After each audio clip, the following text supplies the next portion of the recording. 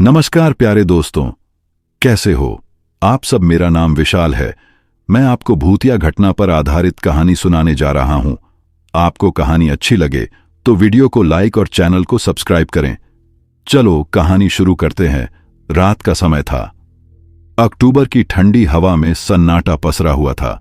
गांव बिरहपुर के रास्ते पर दूर तक कोई नहीं था, बस झींगुरों की आवाज और कभी कभी किसी उल्लू की चीख सुनाई दे रही थी।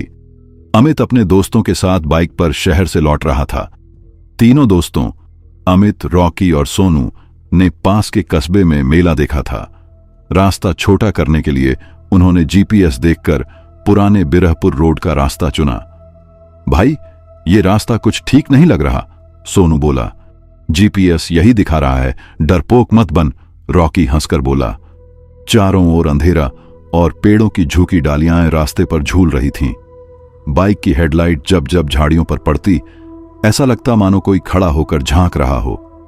करीब आधे घंटे बाद उन्होंने एक टूटा हुआ बोर्ड देखा। बिरहपुर ग्राम, प्रवेश वर्जित। बोर्ड पर लाल रंग से कुछ लिखा था, शायद खून से। अमित ने बाइक रोकी। ये गांव बंद क्यों है? रॉकी ने बोला। सुना था यहां कोई चुड़ैल रहती है। गांव के लोग सालों पहले पलायन कर गए। सोनू ने डर कर कहा, चलो लौट चलते हैं, मेला देख लिया, अब घर जाना चाहिए। लेकिन उसी वक्त एक ठंडी हवा का झोंका आया। पेड़ों के बीच कहीं से स्त्री की धीमी हंसी सुनाई दी। हां हां हां। तीनों ने एक दूसरे की तरफ देखा। कोई मजाक कर रहा है, अमित बोला और बाइक आगे बढ़ा दी। थोड़ी दूर जाकर उन्हें गांव के जले हुए घर दिखाई देने लगे। दीवारें टूटी हुई, खिड़कियां गायब। हर घर के दरवाजे पर नीम की डालें और राख का ढेर था, जैसे किसी ने वहां झाड़ फूंक की हो। अचानक सोनू चिल्लाया, अमित, उधर देखो। सामने सड़क के बीचों बीच सफेद साड़ी में एक औरत खड़ी थी। उसके बाल जमीन तक लटक रहे थे, चेहरा झुका हुआ था। बाइक की हेडलाइट उसके चेहरे पर पड़ी और तीनों के रोंगटे खड़े हो गए। उसकी आंखें नहीं थीं, सिर्फ काले गड्ढे, और उसके होंठों से बहता काला तरल जैसे धुएं में बदलकर उड़ रहा था। अमित ने घबराकर बाइक मोड़ी, लेकिन इंजन बंद हो गया और तभी वह औरत धीरे धीरे उनकी तरफ बढ़ने लगी। अमित ने बेतहाशा किक मारी, पर बाइक स्टार्ट नहीं हुई। इंजन जैसे किसी ने जाम कर दिया हो। रॉकी ने कांपती आवाज में कहा, भाई वो पास आ रही है। सोनू ने पीछे देखा। औरत अब कुछ ही फीट की दूरी पर थी। उसका चेहरा अब साफ दिख रहा था। सूखी फटी हुई त्वचा, आंखों की जगह काले गड्ढे और मुंह से निकलती कराह भरी सांसें जो हवा में धुएं जैसी तैर रही थीं। भागो! अमित चिल्लाया। तीनों बाइक छोड़कर जंगल की ओर भागे। झाड़ियों से कपड़े फटने की आवाजें, सूखी डालियों के टूटने की चरमराहट और पीछे से आती वह हंसी। हां हां हां, रुको! सोनू फिसल कर गिर पड़ा। अमित और रॉकी ने उसे उठाया, लेकिन तब तक पीछे से कुछ ठंडा और गीला उसके पैर को छू गया। सोनू ने नीचे देखा। औरत की हड्डियों जैसी सफेद उंगलियां उसके टखने को पकड़ चुकी थीं। वह जोर से चिल्लाया, छोड़ो मुझे, छोड़ो! रॉकी ने पास पड़ी लकड़ी उठाकर पूरी ताकत से मारी। झटके से औरत पीछे हट गई, लेकिन उसकी हंसी बंद नहीं हुई। चलो भागो! अमित चिल्लाया। तीनों किसी तरह भागते हुए एक पुराने मंदिर के पास पहुंच गए। मंदिर टूटा हुआ था, मगर भीतर दीपक जल रहा था। अमित ने सांस संभालते हुए कहा, यहां सुरक्षित होंगे। रॉकी ने चारों ओर देखा। दीवारों पर लाल सिंदूर से कुछ लिखा था, जैसे किसी ने मंत्र या चेतावनी छोड़ी हो। एक जगह लिखा था, जो इसे देखे वह इसका हिस्सा बन जाता है। सोनू ने घबराकर पूछा, इसका क्या मतलब है? अमित कुछ बोल पाता, उससे पहले मंदिर के भीतर की हवा ठंडी हो गई। दीपक की लौ कांपने लगी और फिर अचानक वह बुझ गया। अंधेरे में वही आवाज गूंजी, क्यों आए हो मेरे गांव में? तीनों जमे खड़े रह गए। आवाज चारों ओर से आ रही थी। एक पल को लगा जैसे मंदिर की दीवारें भी सांस ले रही हों। अचानक फर्श पर दरार पड़ी और वहां से राख जैसी कोई चीज बाहर निकली। वह राख धीरे धीरे इंसानी आकार लेने लगी। सफेद साड़ी फिर से उभर आई। उसका चेहरा अधूरा था, पर आंखों की जगह दो चमकते लाल बिंदु थे। अमित डरते हुए बोला, तुम कौन हो? औरत मुस्कुराई, एक कराह की आवाज के साथ, मैं वही हूं जिसे इन लोगों ने जिंदा जलाया था। तीनों के पैर जम गए। वह आगे बढ़ी, बिरहपुर ने मुझे मारा, अब मैं बिरहपुर की रक्षक हूं। कोई जिए नहीं जो मेरे गांव में आए। उसकी आवाज में एक अजीब ठंडक थी, जैसे बर्फ सी चुभन। अमित ने पीछे हटते हुए कहा, हम गलती से आ गए, हमें जाने दो। वह औरत ठहाका मारकर हंसी। अब लौटने का रास्ता नहीं। मंदिर की दीवारों से राख उड़ने लगी और उनके चारों ओर घूमने लगी। तीनों की सांसें थम गईं। हवा में कुछ ऐसा था जो इंसानों का नहीं था। मंदिर के भीतर राख का तूफान थम गया था, पर वातावरण में अब भी गंधक और राख की बदबू तैर रही थी। अमित, रॉकी और सोनू तीनों एक कोने में सिमटे हुए थे। वह औरत सफेद साड़ी में लिपटी, अधजली त्वचा वाली, अब उनके सामने खड़ी थी। उसकी आवाज आई, सुनना चाहोगे मेरी कहानी? तीनों कुछ बोले नहीं, बस कांपते हुए सिर हिलाया। वह आगे बोली, बहुत साल पहले जब बिरहपुर एक जिंदा गांव था, मैं यहां रहती थी। मेरा नाम था गायत्री। दीवारों पर जले हुए निशान चमकने लगे। हवा में किसी पुराने समय की तस्वीरें बनती नजर आने लगीं। गायत्री बोली, मैं गांव की वैद्य थी, लोगों का इलाज करती थी, जड़ी बूटी, पूजा पाठ और कुछ ऐसी विद्या जो मेरे नाना ने सिखाई थी। सब मुझसे डरते भी थे और मुझ पर भरोसा भी करते थे। उसकी आवाज भारी होती चली गई। एक दिन गांव के ठाकुर की बेटी बीमार पड़ी। मैंने कहा, उस पर कोई बुरा साया है। मैंने झाड़ फूंक शुरू की, मगर वह मर गई। ठाकुर ने गुस्से में मुझे दोषी ठहराया। दीवार पर जैसे वही दृश्य उभर आया। लोग मशालें लेकर गायत्री के घर की ओर जा रहे थे। उन्होंने मुझे बांध दिया। डायन, चुड़ैल कहकर पूरे गांव ने मुझे जिंदा जला दिया। तीनों की सांसें थम गईं। गायत्री की आंखें चमक उठीं। मृत्यु के बाद भी मैं नहीं गई। मैंने कसम खाई थी, जब तक ये जमीन सांस लेगी मैं यहीं रहूंगी। उसके स्वर में आग थी।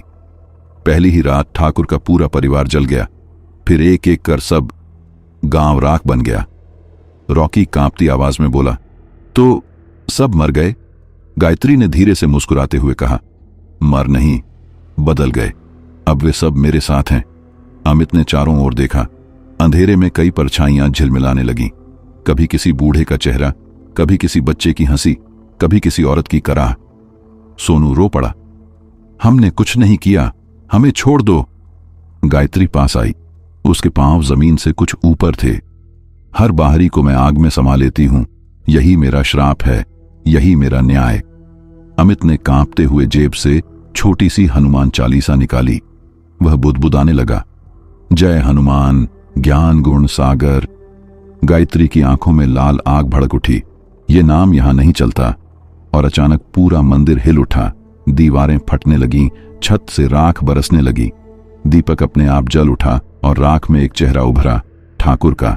वह गायत्री से बोला, गायत्री बस कर, अब हमें मुक्ति दे। वह चीखी, मुक्ति? मुझे किसने दी थी? हवा में हजारों आत्माओं की चीखें गूंज उठीं। मंदिर की दीवारें कांप रही थीं। राख का तूफान भीतर घूम रहा था और हवा में चीखों का कोलाहल था। अमित ने कांपते हुए कहा, हमें यहां से निकलना होगा। रॉकी ने दरवाजा धकेला, मगर बाहर अब गांव नहीं था। चारों तरफ बस धुंध और राख से बने इंसान जैसे आकार हवा में तैर रहे थे। सोनू की हालत बिगड़ रही थी। उसकी आंखें लाल हो गईं और वह बड़बड़ाने लगा, वो आ रही है, वो मेरे अंदर है। अमित ने उसका कंधा पकड़ा, सोनू होश में आ। लेकिन तब सोनू का शरीर अकड़ गया और उसके मुंह से वही चुड़ैल जैसी आवाज निकली, कोई नहीं बच सकता। रॉकी पीछे हट गया, भाई वो उस पर सवार हो गई है। अमित ने जेब से हनुमान चालीसा निकाली, लेकिन जैसे ही उसने पढ़ना शुरू किया, सोनू झटके से उठा और दीवार पर सिर मारने लगा। दीवार पर खून के छींटे पड़े। गायत्री की परछाई वहां उभर आई, मुस्कुराती हुई, तुम इंसान लोग सब एक जैसे हो, अपनी जान बचाने के लिए किसी को भी छोड़ दोगे। अमित ने गुस्से में कहा, हम तुम्हारे जैसे नहीं हैं। तो फिर साबित करो, गायत्री बोली। इस मंदिर से निकलना है तो राख का द्वार पार करना होगा, लेकिन उसके आगे सिर्फ वही जाता है जो सच्चा हो। सच्चा? रॉकी ने पूछा। जिसके दिल में भय नहीं और जिसने किसी का खून न किया हो, वह बोली। धुंध के बीच राख से बना एक दरवाजा आकार लेने लगा। उसके ऊपर लिखा था, असत्य की सांस यहां नहीं चलती। अमित ने डरते हुए आगे कदम रखा। हवा बर्फ जैसी ठंडी हो गई। जैसे ही उसने दरवाजे को छुआ, एक औरत की चीख सुनाई दी, शायद गायत्री की। फिर एक पल में सब शांत। दरवाजा खुल गया और उसके पीछे एक अंधेरी सुरंग थी, मिट्टी और हड्डियों की गंध से भरी हुई। चलो, अमित बोला। रॉकी हिचकिचाया।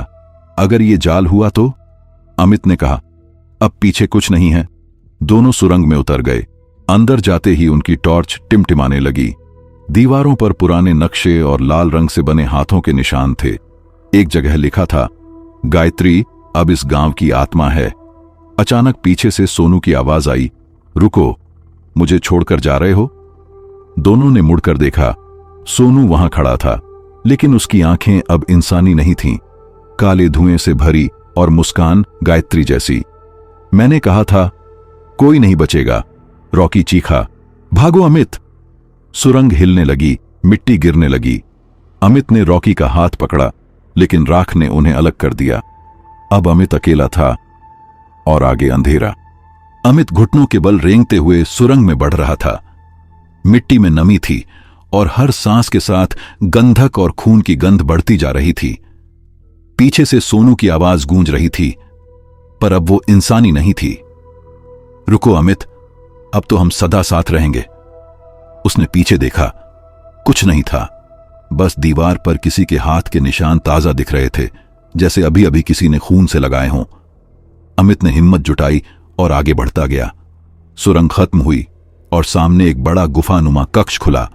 बीच में एक अग्निकुंड था, राख से भरा हुआ। चारों तरफ दीवारों पर दिए जल रहे थे, लेकिन लौ काली थी। अचानक एक स्त्री की परछाई उस आग से उठी। वही गायत्री, पर इस बार उसका चेहरा पूरा था, सुंदर मगर दुख से भरा। उसकी आंखों में हजारों साल की यातना झलक रही थी। आखिर तुम यहां तक पहुंच ही गए, उसने कहा। अमित बोला, मैं बस अपने दोस्तों को लेकर यहां से निकलना चाहता हूं। गायत्री ने धीमी हंसी हंसी। निकलना? क्या किसी ने कभी यहां से निकला है? उसकी आवाज गूंज उठी और दीवारों से सैकड़ों चेहरों की छायाएं झांकने लगीं। हर चेहरा अधजला, हर आंख खाली। ये सब? अमित बुदबुदाया। हां, गायत्री बोली, जो मेरे गांव में आए वे अब मेरे गांव का हिस्सा हैं। अमित ने चिल्लाया, क्यों कर रही हो ये सब? अगर तुम्हारे साथ गलत हुआ तो दूसरों को क्यों सजा दे रही हो? गायत्री का चेहरा कुछ पल के लिए कांप गया, जैसे भीतर कोई संघर्ष हो। क्योंकि मैं मुक्त नहीं हो सकती, उसकी आवाज दर्द से भरी थी। मुझे जब जलाया गया, किसी ने मेरी राख विसर्जित नहीं की। मेरा शरीर यहीं दफन है, उसी के साथ मेरी आत्मा भी कैद है। अमित धीरे से आगे बढ़ा। अगर मैं तेरी राख ढूंढ लूं और तेरी आत्मा को मुक्त कर दूं, तो क्या तू हमें छोड़ देगी? गायत्री कुछ पल चुप रही। उसके चेहरे पर आंसू की जगह काले धुएं की लकीरें बह निकलीं। तुम झूठ बोल रहे हो, अमित बोला। नहीं, मैं वादा करता हूं। उसने अपनी गर्दन में पहना हनुमान लॉकेट उतारा और उसकी ओर बढ़ाया। अगर मैं झूठ बोलूं तो ये लॉकेट मुझे मार दे। गायत्री कुछ कदम पीछे हटी। लौ कांपी। फिर उसकी आवाज आई, ठीक है, अगर सच में मेरी मुक्ति चाहते हो तो शापित कुएं में जाओ, वहीं मेरी राख है। लेकिन याद रखना, वहां जाना मतलब मौत के मुंह में उतरना। अमित ने सिर झुकाया। मुझे परवाह नहीं। गायत्री की आंखें बुझ गईं और वह राख में बदल गई। सुरंग में एक नया रास्ता खुल गया, जिस पर लाल निशान बने थे। अमित ने पीछे देखा। अब वह पूरी तरह अकेला था और आगे वही रास्ता था जो बिरहपुर के शापित कुएं तक जाता था। अमित धीरे धीरे उस रास्ते पर बढ़ा जो गायत्री ने दिखाया था। रास्ते के दोनों ओर सूखे पेड़ थे, जिनकी शाखाएं हाथों की तरह मुड़ी हुई लग रही थीं। हवा भारी थी, मानो जमीन के नीचे कुछ सांस ले रहा हो। कदमों के नीचे सूखी मिट्टी चरमराती थी और हर आवाज गुफा की तरह गूंजती। अमित के दिमाग में बस एक ही बात थी, गायत्री को मुक्ति दिलानी है किसी तरह।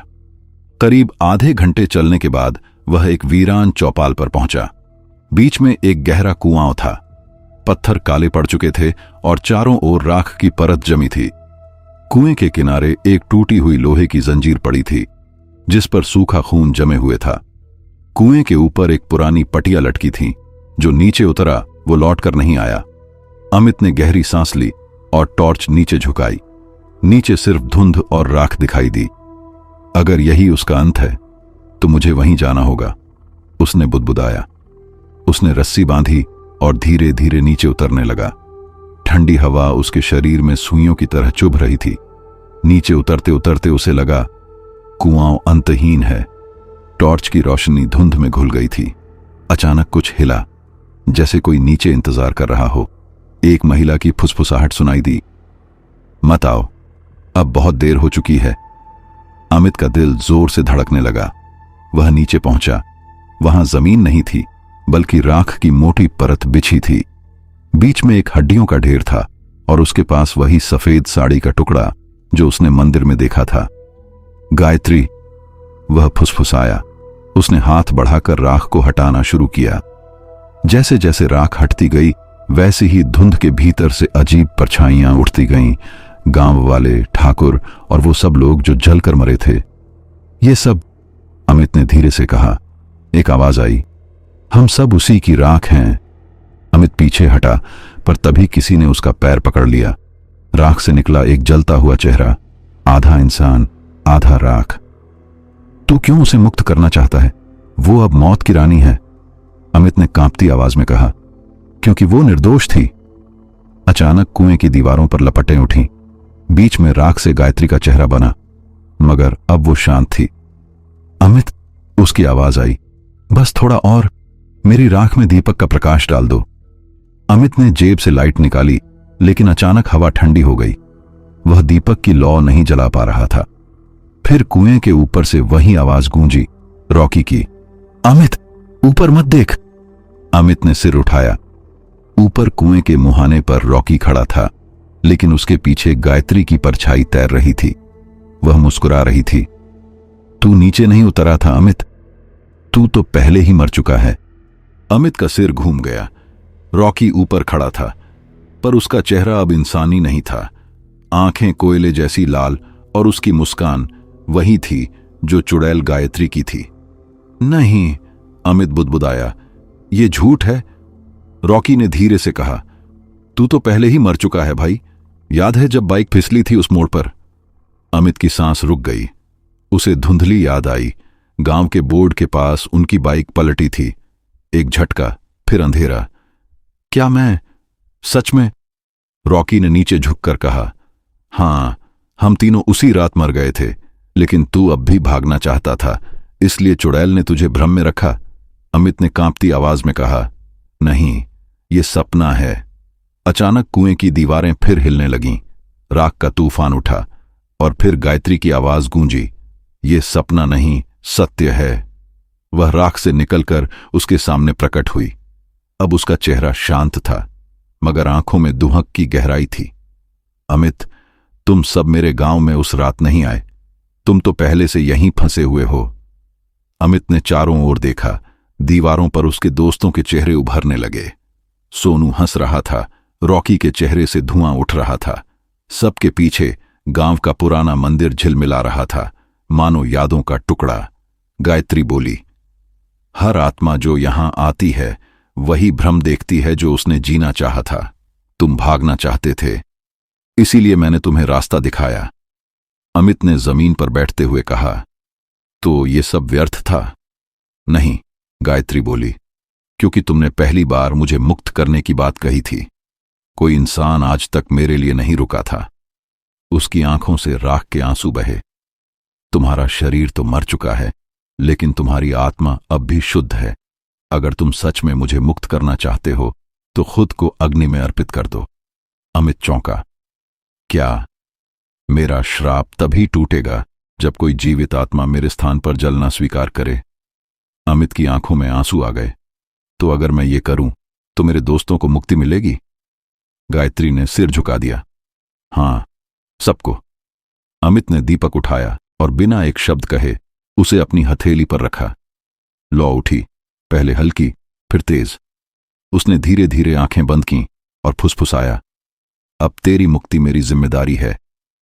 आग ने उसे घेर लिया। कुएं की दीवारों पर चीखें गूंजी, सोनू, रॉकी और बाकी सब।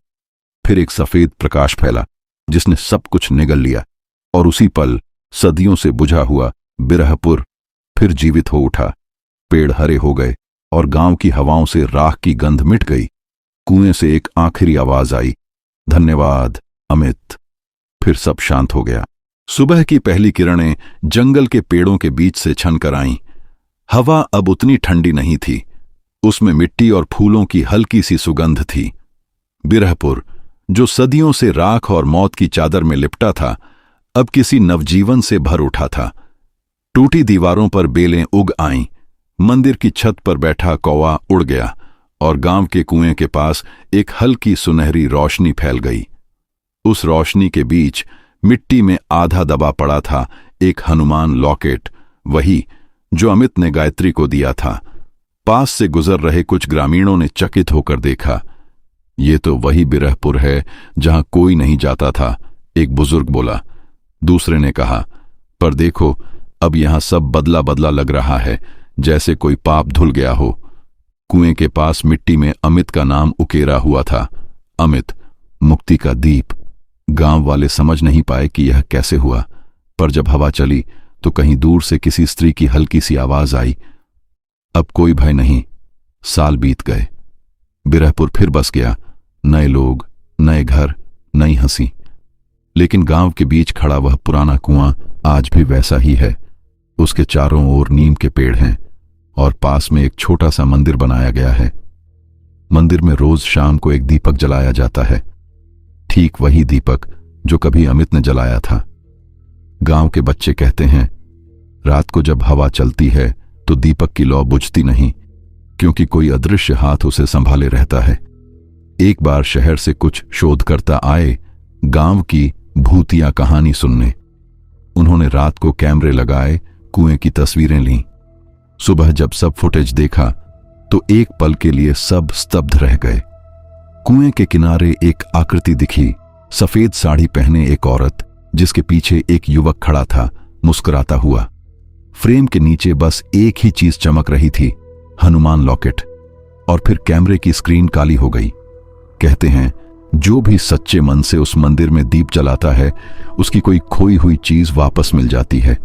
पर जो स्वार्थ से वहां जाता है, उसे रात के सन्नाटे में वही आवाज सुनाई देती है, मैं अब भी यहां हूं, बिरहपुर की रखवाली के लिए। धीरे धीरे धुंध फिर छाने लगी, लेकिन इस बार उसमें डर नहीं था, बस एक शांति थी, जैसे किसी आत्मा को अंततः सुकून मिल गया हो। सूरज उगा और गांव की हवाओं में घुली राख की जगह अब फूलों की महक थी।